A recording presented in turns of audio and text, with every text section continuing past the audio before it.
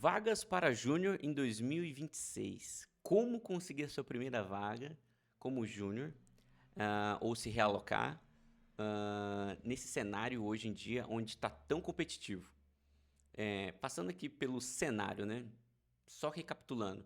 Passamos por uma pandemia, tivemos um boom de vagas devido à alta demanda do momento. Várias pessoas adentraram ao mercado, mas depois que a pandemia passou, essas pessoas, entre outras, né, não conseguiram se firmar nos seus trabalhos porque houve um corte. Houve vários layoffs em grandes empresas e pequenas empresas, aonde com o advento da IA, o lema passou a ser eficiência, ou seja, menos é mais. Então, acabou que muitas pessoas realmente foram demitidas, não necessariamente por culpa da IA, mas é porque realmente adrentou-se muitas pessoas no mercado de trabalho, na área de TI, e essas pessoas talvez tiveram a falsa ilusão de que era um mercado fácil, mas programação não é fácil, trabalhar com desenvolvimento não é fácil. Não é algo para todo mundo. Todo mundo tem a capacidade de aprender e adentrar o mercado, mas não é simples, não é fácil. Ainda mais quando se tem a competitividade super elevada. Porque a gente tem hoje um cenário onde você ser um júnior que ah, nunca trabalhou em nenhum lugar, nunca teve nenhuma experiência profissional, não é o suficiente para você conseguir entrar. E parece irônico, né? A gente pensar, pô, mas o júnior, ele tem que ter experiência? Ele não deveria ser a pessoa que não tem experiência e que vai ter a sua primeira oportunidade? Não, até não concordo com essa visão. Por quê? Júnior é um profissional. Ele só está numa hierarquia mais baixo devido à sua pouca experiência, mas ainda tem experiência. Ou seja, ainda temos vagas de júnior, mas a régua pô, tem que ter experiência, não basta. Agora, se fosse uma vaga para estagiário, aí sim não faz jus ter que cobrar a experiência. Estagiário, o cara tá no início do início do início.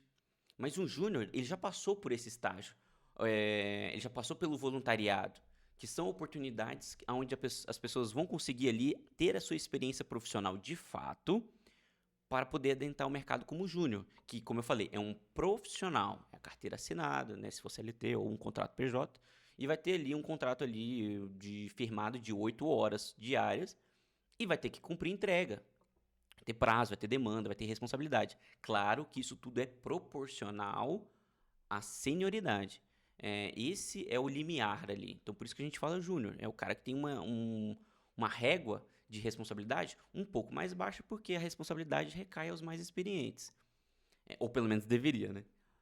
Então, esse é o cenário. A gente tem vagas, não são tantas quanto já houve, né, no passado aí de pandemia, mas ainda temos, só que a régua subiu. Ainda mais com o advento de IA. Porque as pessoas que pensam que IA vai roubar o emprego do júnior ou vai roubar o emprego do dev, está redondamente enganada. A IA veio para colaborar com o desenvolvimento daqueles que sabem usufruir da ferramenta.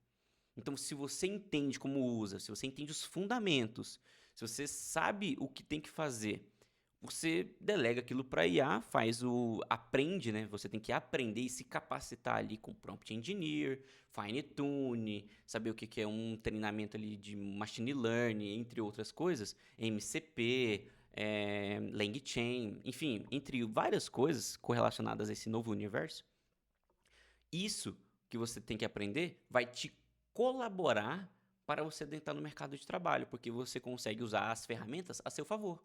Você consegue usar a IA para te ajudar a ser mais produtivo, mais eficiente e conseguir melhores resultados. Isso já entra aqui no ponto 2, o que você precisa fazer para se destacar. Um deles é saber usar a IA a seu favor.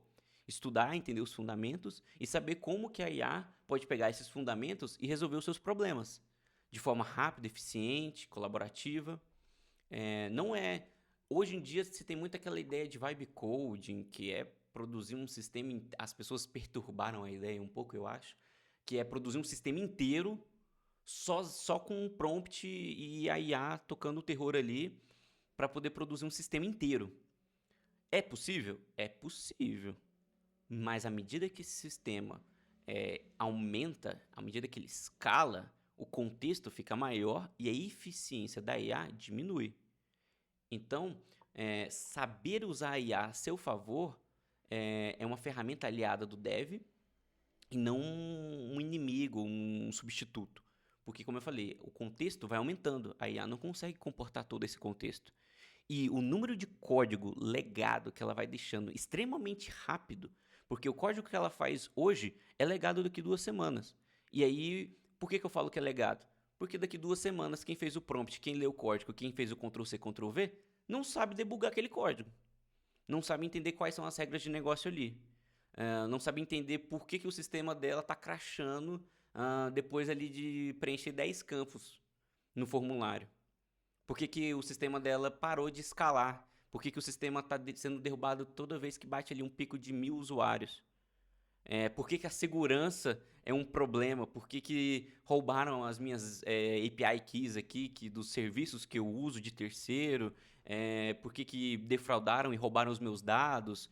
Não só os meus, mas de toda a base de dados dos meus clientes. Enfim, uma série de questões que você, com conhecimento de IA, segurança, fundamentos, saber que são as vulnerabilidades da WASP, saber a acessibilidade e os preceitos ali da WCAG, enfim, tudo isso colabora para te destacar como um dev júnior valioso para as empresas.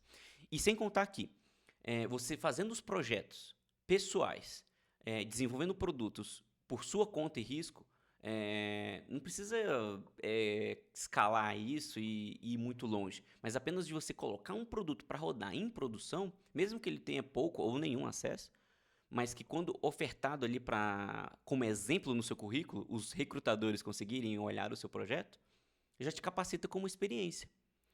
Mesmo sem você ter trabalhado formalmente em outras empresas, você tem experiência. Você construiu um aplicativo, um site, um sistema web, um sistema desktop.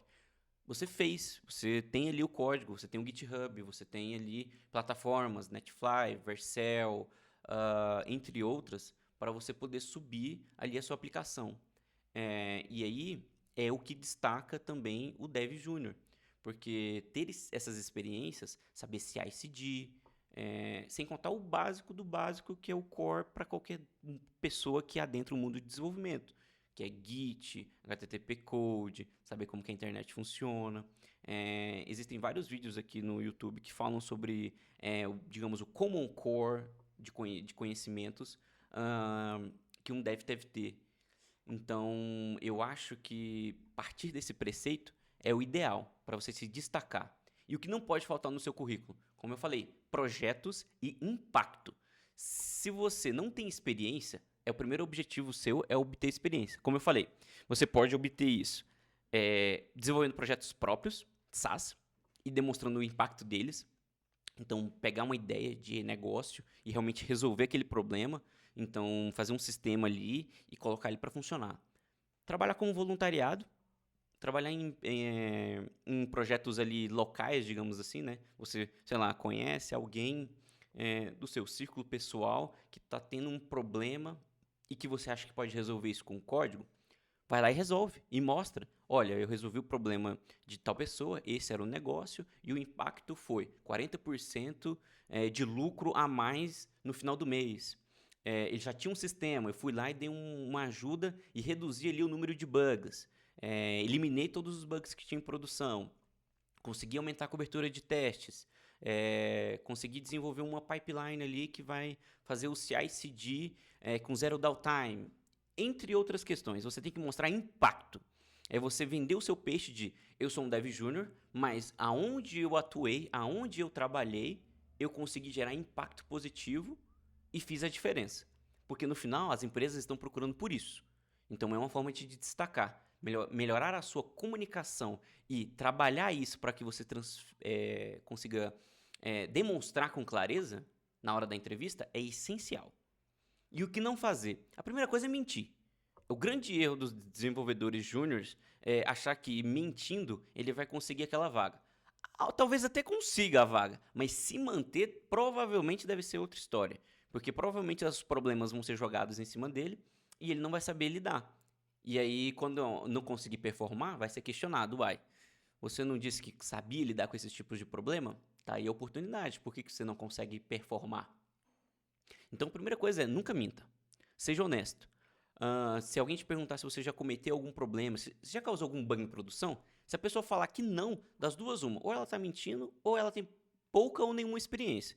Porque se você não tem experiência relevante de mercado para falar, pô, eu causei um bug em produção, e como você corrigiu, você não precisa esperar o recrutador te perguntar isso. Você fala, causei um bug em produção, corrigi de tal forma, em tal velocidade, usando técnicas ali de debug para tentar encontrar o erro e tenta transformar o problema que você causou em uma oportunidade de aprendizado e uma oportunidade de falar, olha, eu causei um problema, mas eu sei resolver também. Então, é você não ser omisso em relação à sua responsabilidade como deve. É uma pergunta bem importante. Eu, geralmente, quando eu conduzo entrevistas, eu faço essa pergunta para os outros candidatos, né? Para os devs. É, enfim, não minta. Tenha alguns projetos de exemplo, uns de preferência 3 ou mais. Demonstre o impacto deles e entenda o cenário. Hoje, a IA faz parte do nosso dia a dia. Você precisa saber usar ela a seu favor. Seja com automações, eu também dou essa dica para quem faz mentoria comigo ou alguma coisa assim. Eu sempre dou essa dica: use a IA e automações a seu favor. Hoje, vivemos onde um mundo está totalmente conectado com IA em vários níveis e as pessoas às vezes nem sabem. Mas outros pontos também são extremamente importantes. Dados, por exemplo. Tudo que você produz de dados, tudo que você coleta de dados, pode fazer a diferença na hora de você vender o seu peixe ali na hora da entrevista.